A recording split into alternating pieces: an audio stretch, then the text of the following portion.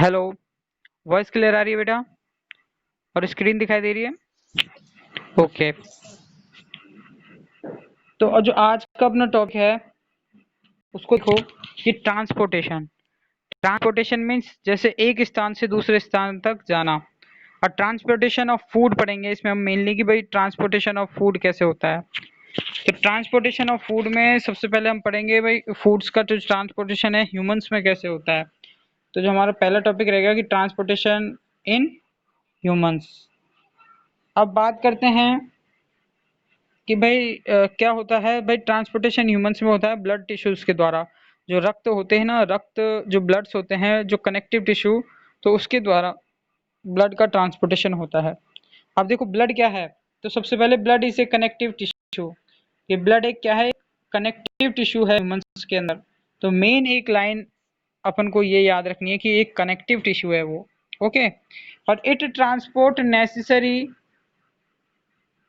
substance to cell and transport metabolic waste product away from same cells। Means ये क्या करता है भाई, transport necessary substance to cells. Cells को necessary मतलब जो आवश्यक पदार्थ हैं वो देता है।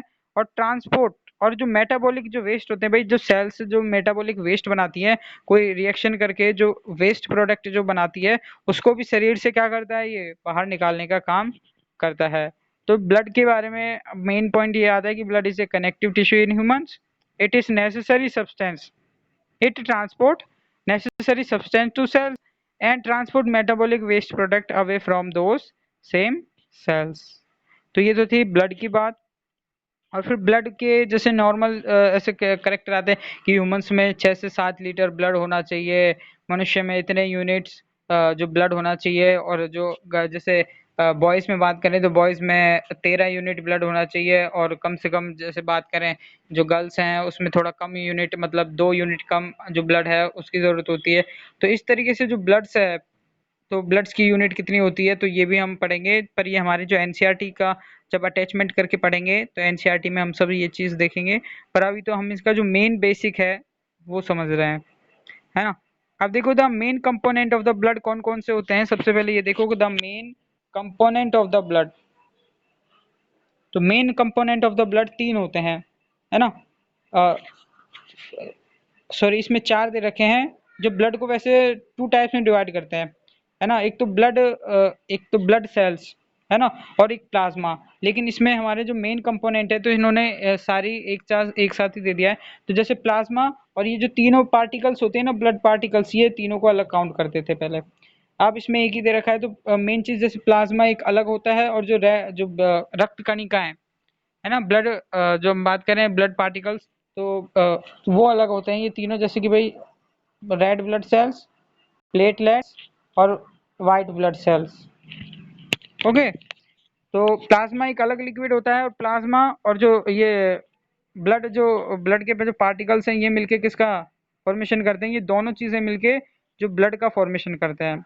एक प्लाज्मा का कलर तो क्या होता है, प्लाज्मा कलर एक बात करें तो ये सफेद या येलो कलर का प्लाज्मा का कलर होता है। और फिर वो किस में मिलता है, ये ब्लड वेसल रेड ब्लड जब सेल्स मिलती हैं तो जब जाके जो ब्लड का कलर कैसा होता है, रेड होता है।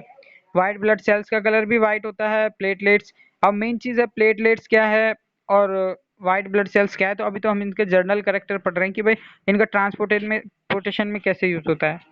तो सबसे पहले देखो भाई प्लाज्मा का क्या यूज होता है। तो सबसे पहले हम प्लाज्मा का यूज देखेंगे कि भाई it is a yellow colour fluid. It is a yellow colour fluid, या फिर बोलेंगे थोड़ा हल्का सफेद पीला द्रव। तो इस प्रकार से भी मिल सकता है कई बुक्स में। तो इट येलो कलर फ्लूइड, ये एक कैसा येलो कलर का द्रव होता है। ट्रांसपोर्ट फूड, ये फूड ट्रांसपोर्ट करता है, CO2 ट्रांसपोर्ट करता है और वेस्ट प्रोडक्ट ट्रांसपोर्ट करता है। तो मेन चीज हमको याद रखनी है कि भाई प्लाज्मा का जो वर्क क्या है, ये येलो कलर का फ्लूइड होता है। ये फूड ट्रांसफर करता है, CO2 ट्रांसफर करता है एंड वेस्ट प्रोडक्ट को भी क्या करता है, ये ट्रांसपोर्ट करने का काम करता है। तो प्लाज्मा ये सब चीज करता है। अब रेड ब्लड सेल्स क्या करता है भाई, रेड ब्लड सेल्स की बात करें तो इट कंटेन हीमोग्लोबिन। ये हीमोग्लोबिन कंटेन करता है विच ट्रांसपोर्ट ऑक्सीजन, जो ऑक्सीजन के ट्रांसपोर्ट में काम आता है। और नेक्स्ट आता है अपना प्लेटलेट्स। भाई जो प्लेटलेट्स होती हैं वो क्या काम करती हैं भाई, platelets help in blood clotting. जो ब्लड की कोटिंग करने में काम आती है। कैसे कि जब हमारे कहीं पे भी घाव लग जाता है तो उस घाव के लगने पर वहाँ पे हम देखेंगे कि 2-3 दिन बाद एक भूरे रंग की एक संरचना का निर्माण हो जाता है। भूरे रंग की एक स्ट्रक्चर या जिसे कहें जो एकदम भूरे रंग की परत उस पे एकदम छा जाती है, तो वो क्या होती है, क्लोटिंग होती है ब्लड की। ब्लड की क्लोटिंग हो जाती है, रक्त का थक्का जमना। तो ब्लड की क्लोटिंग होने से वो क्या हो जाता है, उस जगह पे ब्लड निकलना, ब्लड का फ्लड होना क्या हो जाता है, रुक जाता है। फिर उसके बाद आता है हमारा व्हाइट ब्लड सेल्स। अब व्हाइट ब्लड सेल्स क्या करती हैं, ये हमारे एंटीजेनिक कैरेक्टर होते हैं इसके व्हाइट ब्लड सेल्स के, कि these cells fight against harmful bacteria, virus and germs. तो ये जो व्हाइट ब्लड सेल्स है, ये हार्मफुल बैक्टीरिया से लड़ाई करती है, वायरस से, जर्म से। तो इन्हें हमारे शरीर में जब ये प्रवेश कर जाते हैं तो इन्हें मार के खत्म करने का काम करती है। तो ये तो थे white blood cells, platelets, red blood cells, plasma. तो इनके जर्नल कैरेक्टर थे जो हमको क्या होने चाहिए, हमेशा याद होने चाहिए। ठीक है। और ब्लड क्या है, एक कनेक्टिव टिश्यूज है। It transport necessary substance to cells, transport metabolic waste product away from those same cells, and the main component of the blood is the plasma. First, plasma, it is yellow color flood, it transport food, CO2 waste product. And the red blood cells, it contain hemoglobin, which transport oxygen. Or platelets, these help in blood clotting.